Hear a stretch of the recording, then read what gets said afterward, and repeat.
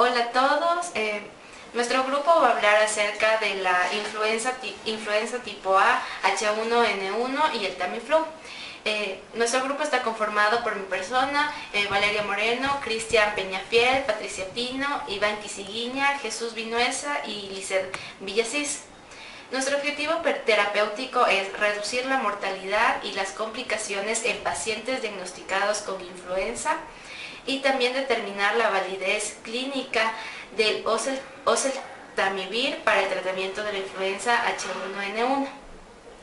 Como etiología tenemos que el virus de la gripe, a estos se los nombra de acuerdo al tipo de proteínas que se encuentran en su superficie externa, siendo las más importantes la hemoglutanina y la neuraminidasa. Hay que recordar que el virus de la gripe porcina, cuyo brote se dio en el año del 2009, fue un virus H1N1. También hay que recordar que este virus cambia, es decir, que muta constantemente y van a existir muchas cepas que son diferentes simultáneamente entre unas de otras. El virus de la gripe porcina está causada por la cepa H1N1, pero también existen otras variedades en las cuales también pueden infectar unos solo a seres humanos, otros a cerdos y otras a aves. Estas sutiles diferencias importan porque el cuerpo humano produce anticuerpos para cierta cepa de la gripe. Entonces, si una persona se recupera de nuevo del H1N1, probablemente están protegidos para esta infección, pero no para las otras cepas de gripe. La cepa de gripe porcina del año del 2009 H1N1 contiene un cambio genético, es decir, que contiene pedazos de diferentes fuentes de gripe. Tenemos que puede estar formado por virus de la gripe aviar, virus de la gripe porcina y virus de la influenza humana. Esta cepa previamente no había causado infecciones en los seres humanos o en cerdos. Por lo tanto, era poco probable que la mayoría de los seres humanos tenía inmunidad preexistente contra esta nueva cepa. En el diagrama siguiente se muestra cómo puede ocurrir la variedad de genes. Aunque el diagrama muestra los cambios, el cambio genético y la deriva de varios genes del virus de la gripe, esta representa los mecanismos utilizados por todos los virus de la influenza para cambiar genéticamente. Ahora les hablaré acerca de la epidemiología. En la epidemiología se muestra que en esta tabla vamos a observar que entre el año, o sea, los diferentes tipos de virus que se dan entre el año 2012 y 2016. En el color tomate vamos a observar el virus H1N1, en el color verde el virus de la influenza B. Esto se ve que en el año 2013 el virus de la influenza humana tuvo una notoria circulación en comparación al 2012, 2014 y 2015. Y en el 2016 también ha aumentado significativamente, pero ha disminuido también en el 2016 el virus de la influenza B. En el año de 2012 se presentaron 60 muertos confirmados, 60 muertos con el virus de la influenza H1N1. También hasta la semana 20 del año 2016 se ha presentado que justo en esta semana ha disminuido notablemente el virus de H1N1. También ha disminuido el de la influenza B, pero si comparamos desde la primera semana hasta la semana 20, las infecciones por la influenza H1N1 ha ido incrementando progresivamente, dando lugar a que hasta este año se han presentado 647 casos confirmados con el virus de la influenza. De estos 647, 527 pertenecen al virus de la influenza H1N1, 58 a los de la AH3N2, 62 a los de la influenza B. En las provincias que se encuentran mayor prevalencia de casos de virus de la influenza tenemos en Pichincha con 342 casos, seguido de Chimborazo con 42 casos. También es importante señalar que de los 527 casos, 273 son hombres y 248 son mujeres. En cuanto a letalidad, hasta la presente semana se han presentado 64 muertes. De estas, 60 pertenecen a H1N1, 3 a H3N2 y 1 a la influenza B. De igual manera, 33 en este grupo pertenecen a hombres y 29 a mujeres. Igual la provincia en la que se demuestran más casos de muerte es en la provincia de Pichincha.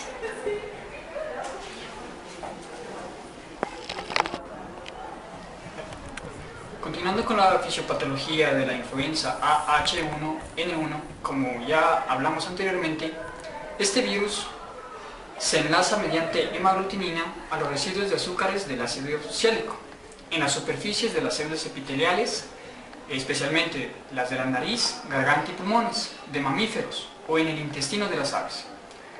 Las infecciones de las vías respiratorias altas y medias causadas por el virus H1N1 son caracterizadas por la destrucción multifocal y descamación de los epitelios columnares y pseudocolumnar, con importante edema submucoso y la hiperemia en la medida de la formación de trombos a nivel de los bronquios.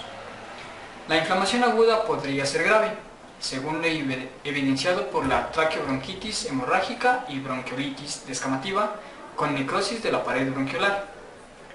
Una vez que ya se ha instaurado la necrosis, hay infiltración de polimorfos y células mononucleares. Los cambios histológicos incluyen edema intersticial con infiltrado inflamatorio, exudado proteínico alveolar con formación de la membrana, trombosis capilar, necrosis de septos alveolares, hemorragia intraalveolar, neumocitos descamados con núcleos pignóticos en los espacios alveolares y daño alveolar difuso con infiltración mononuclear intersticial, dominante de linfocitos e histiocytos.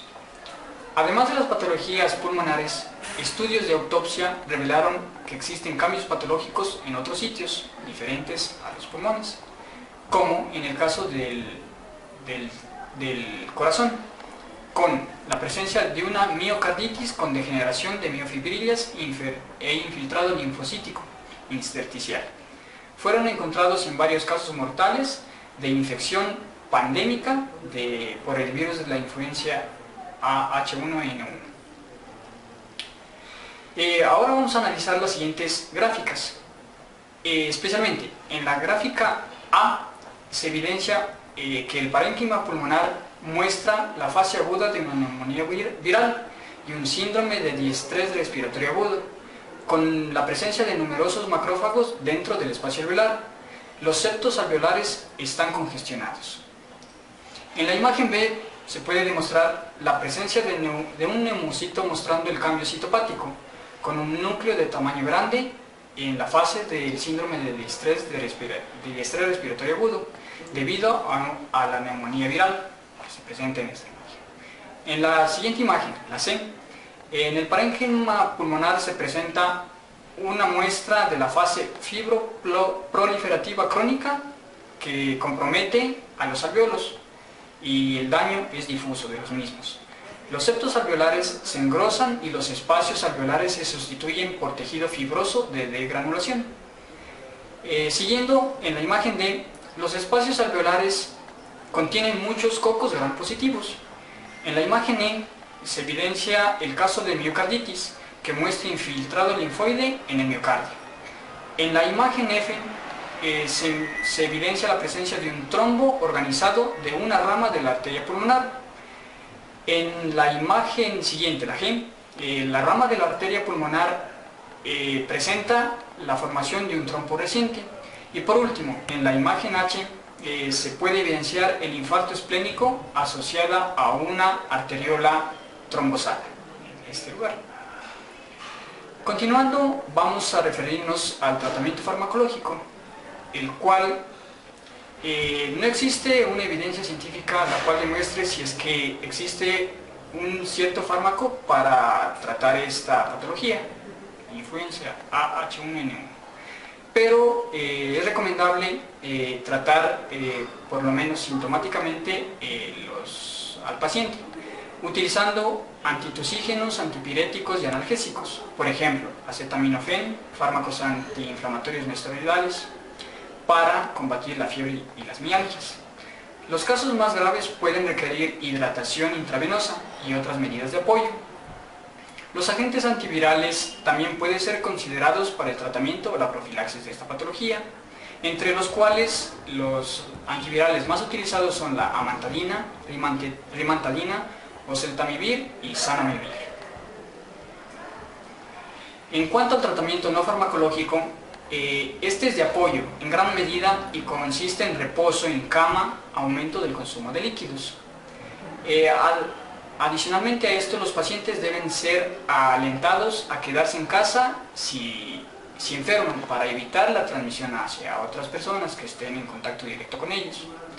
También es de vital importancia incentivar el lavado de manos con frecuencia y evitar tocarse los ojos, la nariz y la boca las mismas.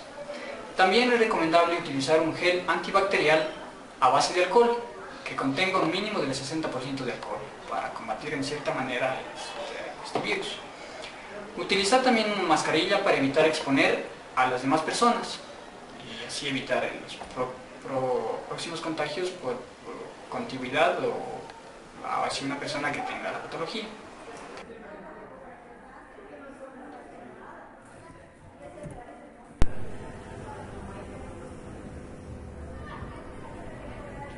El tratamiento farmacológico, la recomendación para la influencia por AH1N1 es el medicamento oseltamivir.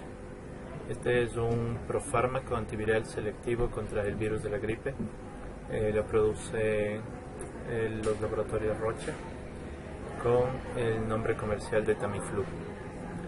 El fármaco se utiliza por el momento para combatir la nueva cepa de influencia H1N1 y bueno, este provee efectos benéficos, al menos en la teoría, en el alivio de los síntomas. Su uso resulta bastante controversial a raíz de estudios realizados en los que se concluye que los beneficios en el tratamiento son muy pocos o se podría decir incluso nulos, y no justifica su uso debido al costo que tiene este fármaco comparado con otro tipo de tratamientos, como los tratamientos de soporte, que resultan mucho más efectivos para el paciente, mucho más económicos sobre todo. En esta parte revisaremos las indicaciones y los protocolos que se dan en el país sobre el uso de este medicamento. Esta indicación clínica consta en el registro terapéutico del Cuadro Nacional de Medicamentos Básicos en su 9ª edición. Bueno, el oseltamivir, en las indicaciones tenemos que está indicado en profilaxis, postexposición y tratamiento contra virus de la influencia AH1N1, también de la influenza B. Su eficacia es mayor dentro de las 24 a 48 horas tras el inicio de los síntomas. En seguridad, tenemos que presenta varios efectos adversos que pueden ir desde leves, moderados y severos. Los leves, que pueden ser como mialgias, náusea, vómito, hasta cuadros graves que pueden presentar anemia, arritmia, confusión, delirium, colitis hemorrágica, hepatitis, absceso peritonsilar, neumonía, pirosis, rash cutáneo, convulsiones, angina inestable, hipotermia, entre otros. La dosificación que consta en el Cuadro Nacional de Medicamentos Básicos es de 75 miligramos vía oral una vez al día por 10 días para la profilaxis, mientras que en el tratamiento ya para los pacientes diagnosticados con influenza, la dosis en adultos es de 75 miligramos vía oral cada 12 horas, es decir, 2 veces al día, por 5 días. También en el cuadro nacional mencionan dosis para niños, a pesar de que no ha habido evidencia suficiente para que demuestre que hay efectividad en niños.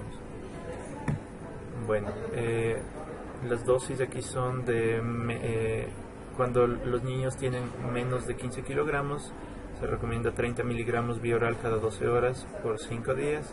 Entre 15 y 23 kilogramos, 45 miligramos vía oral cada 12 horas por 5 días. 23 a 40 kilos, 60 miligramos vía oral cada 12 horas por 5 días. Y mayor a 40 kilos, tenemos 75 miligramos vía oral cada 12 horas por 5 días. En el costo, cada tableta de oseltamivir está alrededor de $3.69, lo que en un tratamiento convencional sería un coste de $36.90 por persona para el tratamiento, lo que hace que su costo-beneficio sea muy controversial, debido a que en la realidad ecuatoriana muchos pacientes en el sector público no tienen la capacidad económica para adquirir medicamentos, y obviamente por el coste que implica al Estado la adquisición de los mismos. En cuanto a la evidencia científica referente a la influenza tipo A H1N1, una revisión sistemática del año 2014 con la colaboración de Cochrane sobre oseltamivir, cuyo objetivo fue evaluar los potenciales beneficios o perjuicios de este medicamento a partir de todos los ensayos clínicos aleatorizados y de los comentarios de las entidades regulatorias, donde los desenlaces estudiados fueron los siguientes, entre los cuales tenemos el tiempo de los síntomas, desenlaces relacionados con la influenza, las complicaciones, los ingresos hospitalarios y los eventos adversos en la población con intención de tratar. Todas estas fuentes de datos correspondieron a información entregada por Roche después de una larga disputa pública, enteramente difundida por el Biomedical Journal y por la EMA, con lo que los investigadores lograron los datos de 83 ensayos clínicos. En la siguiente gráfica podemos analizar el tiempo para el alivio de los síntomas. Es uno de los factores que se analizó en esta extensa investigación. Entonces, ¿qué concluimos de esta gráfica? Hacen la comparación de oseltamivir con placebo en un grupo de pacientes en varios estudios, y a la conclusión a la que se llega es que tanto oseltamivir como placebo no muestran una diferencia significativa en cuanto a si este medicamento logra reducir los síntomas en los días siguientes, los 7 días siguientes, con un promedio de 6.3 días. Entre placebo y oseltamivir no hay una diferencia significativa, por lo tanto podría decirse que no es tan beneficioso el uso de oseltamivir en relación al placebo para disminuir los síntomas en estos días.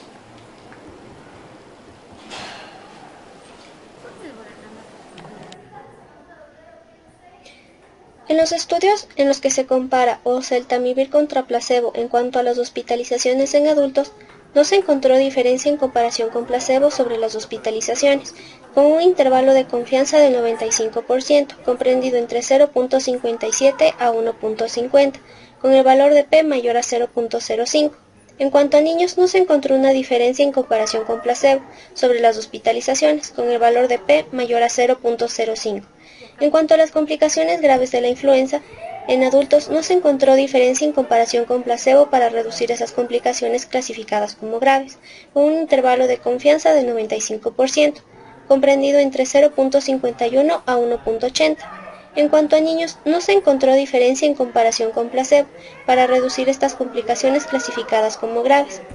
En cuanto a neumonía de adultos, oseltamivir redujo la frecuencia de neumonía no confirmada o autopercibida por el paciente, con un intervalo de confianza del 95% comprendido entre 0.33 y 0.90. Pero cuando se utilizan métodos estandarizados de diagnóstico de neumonía como métodos de imagen como rayos X, este beneficio no se encontró. En niños no se encuentra diferencia en comparación contra placebo. En cuanto a bronquitis en adultos, no se encontró diferencia en comparación con placebo sobre las complicaciones relacionadas con la bronquitis, con el valor de P mayor a 0.05. En cuanto a niños, no se encuentra diferencia en comparación con placebo, con el valor de P mayor a 0.05. En cuanto a la sinusitis en adultos, no se encuentra diferencia en comparación con placebo sobre las complicaciones relacionadas con sinusitis, con el valor de P mayor a 0.05. En niños, no se encuentra diferencia en comparación con placebo en cuanto a sinusitis, con el valor de P mayor a 0.05, lo que nos indica que no hay una diferencia estadísticamente significativa.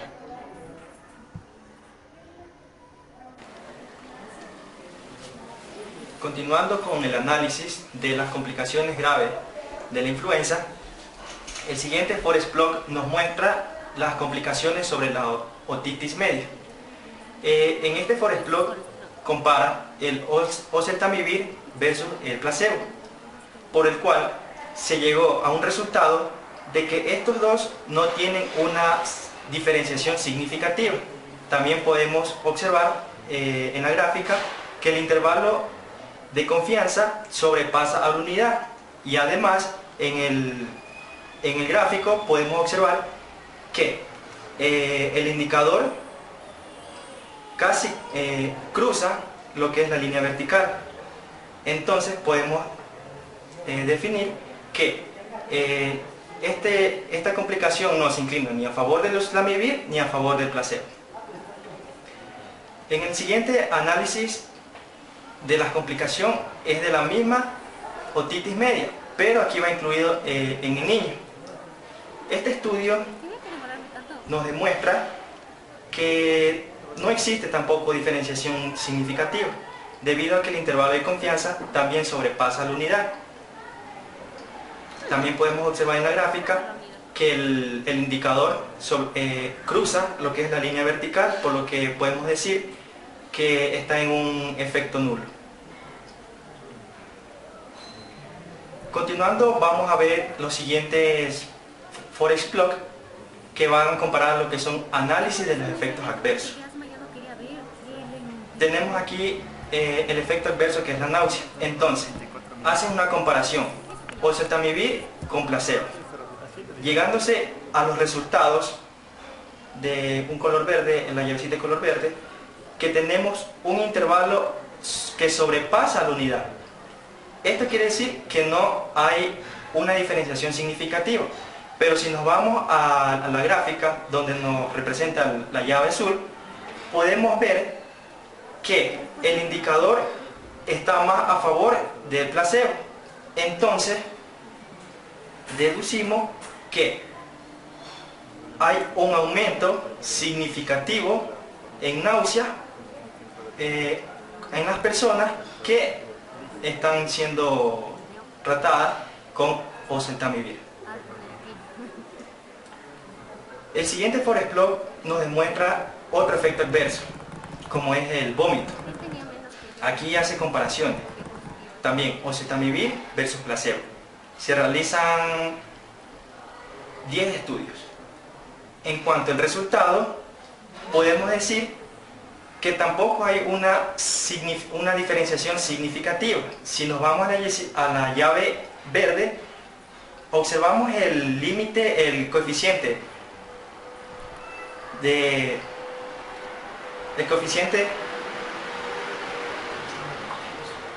intervalo que sobrepasa la unidad. Y si nos vamos a la llave azul, podemos decir que el indicador que está en un rombo, está a favor del placebo. Entonces, lo que deducimos es que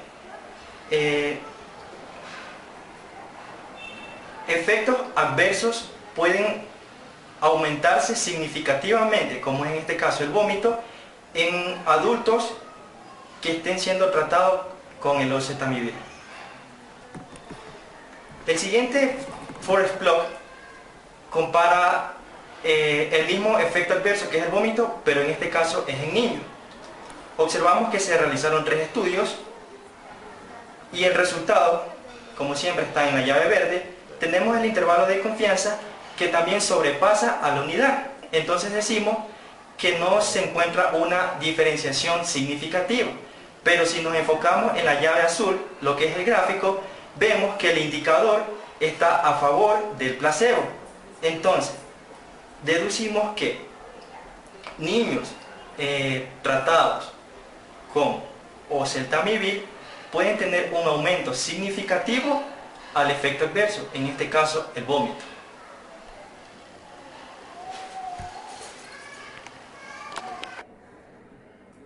Comparación de oseltamivir versus placebo en relación a la diarrea como efecto adverso. Se analizó un total de 8 estudios, del cual el estudio WB15671 fue el que tuvo mayor peso, con 20.8%. En este estudio, 411 pacientes que fueron tratados con oseltamivir, de este grupo 30 desarrollaron diarrea, mientras que de 204 pacientes tratados con placebo, 24 de ellos desarrollaron la diarrea como efecto adverso. Al observar el gráfico, se podría aparentemente decir que oseltamivir tiene un efecto positivo en relación a la diarrea, es decir, que este es mejor al placebo. Sin embargo, al analizar el riesgo relativo total, que es de 0.67, con un intervalo de 0.46 a 0.98 y una P de 0.09, se puede concluir que el tratamiento con oseltamivir es igual al tratamiento con placebo en relación a la diarrea como efecto adverso. Comparación de oseltamivir versus placebo en relación al aumento de la producción de anticuerpos. Aquí en este gráfico se puede observar que de los 8 estudios que se analizaron, el que tuvo mayor peso con un porcentaje del 24.5% es el estudio M76001, de los cuales de 799 pacientes tratados con oseltamivir, 419 de ellos desarrollaron un aumento de la producción de anticuerpos, mientras que de 403 pacientes tratados con placebo, 224 de ellos tuvieron igual un aumento en la producción de anticuerpos. Al analizar este gráfico, de igual manera se puede ver que aparentemente el tratamiento con oseltamivir tendría un efecto positivo en relación al aumento de la producción de anticuerpos.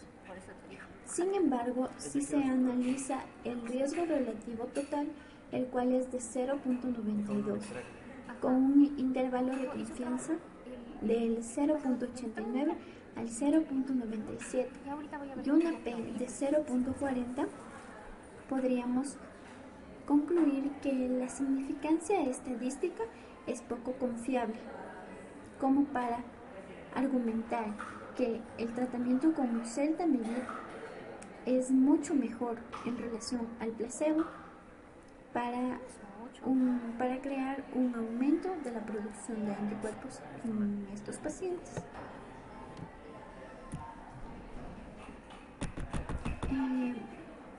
Ahora veremos en el siguiente cuadro una comparación de oseltamivir versus placebo en relación a trastornos psiquiátricos como efecto adverso. en este gráfico se puede observar que se analizó un total de 7 estudios, de los cuales el que tuvo un peso mayor con el 33.3% fue el estudio M76001, del cual de pacientes tratados con oseltamivir de un total de 965, 7 de ellos desarrollaron algún trastorno psiquiátrico, mientras que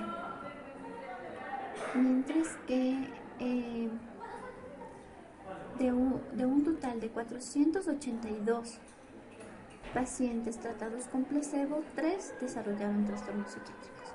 Al analizar el intervalo de confianza y el periodo relativo, el cual fue de 0.93 con un intervalo de 0.43 a 2.03 y una P de 0.78, se puede concluir que no hay diferencia entre el uso de oseltamivir y el uso de placebo en este tratamiento.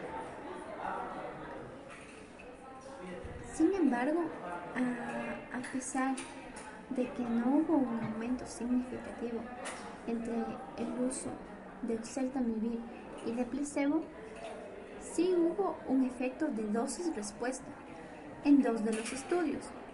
En el estudio WB15670 y WB15671, en donde habían 2 grupos de tratamiento activo, el uno con 150 miligramos de dosis estándar y 300 miligramos, que es la dosis alta, de oseltamivir por día. En el análisis de dosis-respuesta, se produjo un aumento de riesgo de desarrollar eventos adversos psiquiátricos durante todo el periodo de seguimiento. Como conclusión, el efecto de oseltamivir sobre la reducción del tiempo para el alivio de los síntomas de la gripe en adultos es escaso y no beneficia en este resultado en la población pediátrica. Ningún efecto de beneficio se observó en niños asmáticos. El uso profiláctico de cualquiera de estos fármacos disminuye el riesgo de desarrollar la influencia sintomática. Debido a la falta de definiciones de diagnóstico, los estudios de tratamiento con oseltamivir no permiten esclarecer si la administración de oseltamivir puede reducir las complicaciones de la gripe, como neumonía. El uso de oseltamivir aumenta el riesgo de efectos adversos como náusea, vómito, efectos psiquiátricos y daños renales en los adultos, así como el riesgo de vómitos en los niños y equilibrio entre el beneficio y el equilibrio entre el beneficio y el daño se debe considerar en la toma de la decisión para recomendar este medicamento como esencial.